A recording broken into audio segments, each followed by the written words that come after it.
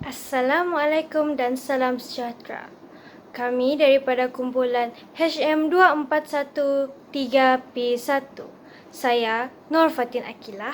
Saya Era Nazira binti Girardo. Saya Samantha Kimel Joseph. Saya Siti Fatimah Azira binti Salihi. Kami akan membentangkan tajuk peranan wahyu dan akal sebagai asas peradaban Islam. Akal mempunyai nilai dan status yang tinggi di dalam pandangan dunia Islam. Terdapat beratus-ratus ayat dalam Al-Quran yang menekankan pentingnya akal dan mengajak orang berfikir tentang ayat-ayat pencipta Allah dan Al-Quran itu sendiri. Fungsinya mungkin dipengaruhi oleh latar belakang pendidik seseorang dan budaya tempatan. Dan kemudian Allah turunkan wahyu kepada para rasul sebagai jurang antara kebenaran dan kebatilan. Pencerahan jelas menunjukkan bahawa ia tidak mempengaruhi oleh suasana atau acara. Sumber utama umat Islam ialah Al-Quran. Al-Quran adalah wahyu yang lengkap dan terakhir kepada Rasulullah yang membolehkan semua manusia di dunia tunduk dan patuh kepada Tuhan Yang Maha Esa. Al-Quran yang diturunkan oleh Allah melalui perantaraan malaikat adalah untuk membolehkan manusia menjalani kehidupan berdasarkan wahyu Allah tanpa harus memusnahkan dunia ini dan menjamin kebahagiaan masa depan. Saya, Nur Fatin Akilah binti Abdul Rexli, akan membentangkan pendahuluan pengertian wahyu dan peranan wahyu dalam Islam. Pengertian wahyu. Asal istilah wahyu adalah perkataan Arab. Dalam bahasa Arab, kata-kata ini mempunyai banyak makna seperti isyarat, inspirasi, nasihat, panduan atau cadangan, dan makna ini telah disampaikan ke hati manusia. Kemudian, bermula dari makna bahasa ini, para sarjana mendefinisikan wahyu dalam para sarjana Islam istilah sebagai untuk memberitahu Rasulullah tentang berita gaib, hukum dan undang-undang Islam. Peranan wahyu dalam Islam. Allah Subhanahu wa taala mengutuskan Rasulullah sallallahu alaihi wasallam untuk menguluskan undang-undang Islam sejagat. Misi Rasulullah dengan jelas membuktikan bahawa otak yang berdedikasi manusia mempunyai batas dan rintangan. Tanpa wahyu Allah, dia tidak dapat benar-benar membezakan antara yang baik dan yang jahat. Di samping itu, pemikiran orang mungkin dipengaruhi oleh prasangka dan persekeliling, jadi perhatikan bahawa pemikiran orang berbeza dari orang ke orang. Dasar perundangan yang disepakati oleh para sarjana Islam dan bahkan usah Rasulullah SAW sehingga hari ini, Islam adalah Al-Quran dan As-Sunnah. Di samping itu, istima dan Qiyas juga diterima sebagai sumber undang-undang untuk merealisasikan hukum dan Al-Quran dan hadis Nabi SAW. Namun, dua sumber terakhir ini tidak boleh disebut sebagai wahyu. Ini kerana kedua-duanya hanya digunakan sebagai bukti atau petunjuk untuk penyata fakta yang dikehendaki oleh syariah. Oleh kerana ayat-ayat Al-Quran dan hadis dalam wacana Nabi memastikan bahawa umat Islam tidak akan mencapai kata sepakat mengenai kegiatan haram. Nama saya Samantha Kimel Joseph dan saya akan membincangkan definisi Al-Quran dan hadis. Kitab Al-Quran merupakan kitab suci bagi umat Islam. Kitab Al-Quran ini diturunkan oleh Allah SWT kepada Nabi Muhammad melalui perantara malaikat Jibril untuk diberikan kepada umat Islam sebagai panduan hidup manusia.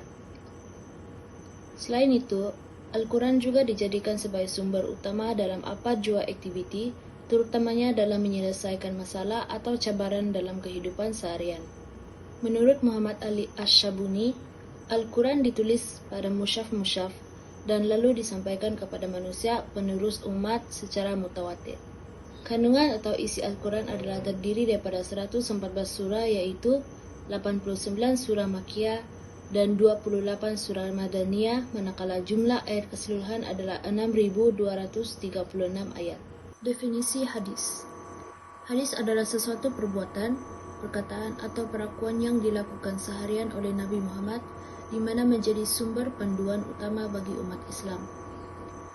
Kandungan hadis merupakan huraian atau kalimah bagi menjelaskan sesuatu situasi semasa berhubung dengan kejadian. Terdapat 6 jenis hadis, yaitu hadis mutawatir, hadis sahih, hadis hasan, hadis daif, hadis maudhu, dan hadis ahad. Seterusnya, peranan akal. Akal merupakan daya pemikiran manusia yang dianugerahkan oleh Allah SWT. Allah SWT membekalkan manusia kemampuan akal untuk berfikir dan menyelidik sesuatu di mana ia adalah istimewa karena berbeza daripada makhluk yang lain. Peranan akal sangat penting bagi seseorang untuk melakukan tanggung jawab dengan baik dan dapat membezakan perkara yang baik dan buruk. Selain itu, akal memainkan peranan yang penting di dalam kehidupan manusia karena dapat melahirkan masyarakat yang berakhlak mulia dan bertamadun. Seseorang yang berakal juga mampu membuat seseorang individu untuk berpikiran terbuka di dalam semua perkara berkaitan dengan agama Islam. Saya Era Nazira binti Girardo. Saya akan membincangkan tentang legitimasi akal sebagai saluran ilmu. Akal merupakan saluran ilmu. Namun, hakikat bahawa akal sebagai satu saluran ilmu yang sah ini tidak diambil mudah oleh para ilmuwan Islam. Justru itu, awal-awal lagi para mutakalimun telah membuat penegasan mengenainya ketika membahaskan persoalan akidah Islam. Abu Hafs Umar Najm al-Din al-Nasafi ialah salah seorang mutakalim beraliran Mutaridiyah yang terkenal, menegaskan bahawa saluran ilmu itu ada 3, iaitu panca indera yang 5, perkabaran yang benar dan akal fikiran. Tambah beliau, apa yang sabit dari akal dengan cara tanpa penjelasan, maka ialah ilmu yang pasti menurut akal, seperti ilmu bahawasanya keseluruhan sesuatu adalah lebih besar dari sebahagiannya. Sementara apa yang sabit dengan cara menggunakan dalil, maka itu dinamakan ilmu capaian, seperti ilmu tentang kewujudan api apabila melihat asap. Kepastian akal sebagai sumber ilmu ini sangat penting untuk diketengahkan, terutama dalam menghadapi dan menangkis hujah-hujah golongan yang menibiskan ilmu pengetahuan dan meletakkan hakikat semua perkara sebagai nisbi. Golongan ini sentiasa timbul sepanjang sejarah kehidupan manusia, bermula seawal zaman Yunani yang terkenal dengan golongan sofis hinggalah zaman sekarang dengan menggunakan pelbagai nama seperti pasca-modernism, skeptism, dan relativism. Secara dasarnya, mereka cuba menafikan keupayaan manusia mendapatkan ilmu, menidakkan keyakinan terhadap ilmu serta menibiskan nilai-nilai kebenaran yang mutlak, termasuk nilai-nilai keagamaan dan kerohanian.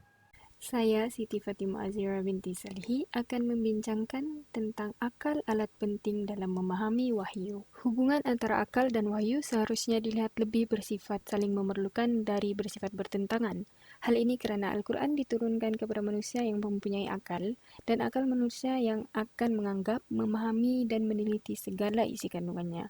Pandangan yang meletakkan bahawa wahyu lebih tinggi dari akal adalah benar dari segi akal tidak mampu untuk menjangkau beberapa hakikat yang diketahui melalui jalan wahyu seperti hakikat zat, hakikat ketuhanan, perkara-perkara gaib dan beberapa perkara yang berkaitan dengan dasar akhlak dan perundangan Islam. Namun bagaimanapun, akal juga adalah sangat penting dalam memahami dan menjustifikasikan kebenaran perkara-perkara gaib tadi. Oleh itu, Imam Fakhr al-Din al-Razi ketika membicarakan persoalan dalil akli dan nakli, meletakkan 10 syarat akliah untuk menerima sesuatu kabar wahyu sebagai satu yang membawa keyakinan. Walau bagaimanapun, kemampuan akal adalah terhad. Ia hanya mampu mengkaji dan memahami alam nyata yang boleh diteliti atau dibuat takwil sahaja. Akal tidak mampu memikirkan perkara-perkara yang tidak dapat diukur oleh panca indera menurut Abdul Latif dan Rosmawati 1997.